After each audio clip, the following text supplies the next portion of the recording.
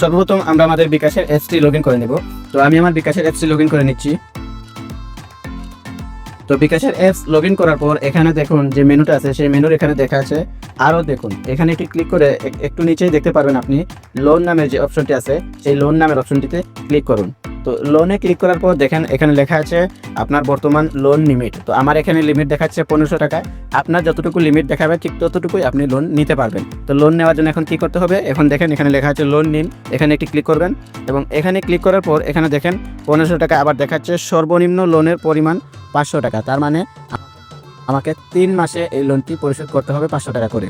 তো আমি এগিয়ে যান, এখানে একটি ক্লিক করব এবং এগিয়ে যান এখানে ক্লিক করার পর দেখেন আমার ডিসেম্বরের 19 তারিখ, জানুয়ারির 19 তারিখ এবং ফেব্রুয়ারির 19 তারিখ আমার এই যেটাকে সহজ ভাষায় কিস্তি বলে বোঝায়, আমার এই কিস্তিটা দিতে হবে। 3 কিস্তিতে আমার এই 1500 টাকা লোন পরিশোধ করতে হবে। তো সেখানে তারা লাভ রাখতেছে, দেখেন ইন্টারেস্ট এখানে 560 টাকা করে আমাকে কিস্তিটা দিতে হচ্ছে। তো 3 7 21 টাকা, প্রায় ধরেন 22 টাকার মতো আমাকে এখানে এক্সট্রা টাকা দিতে হচ্ছে এই লোনের ক্ষেত্রে।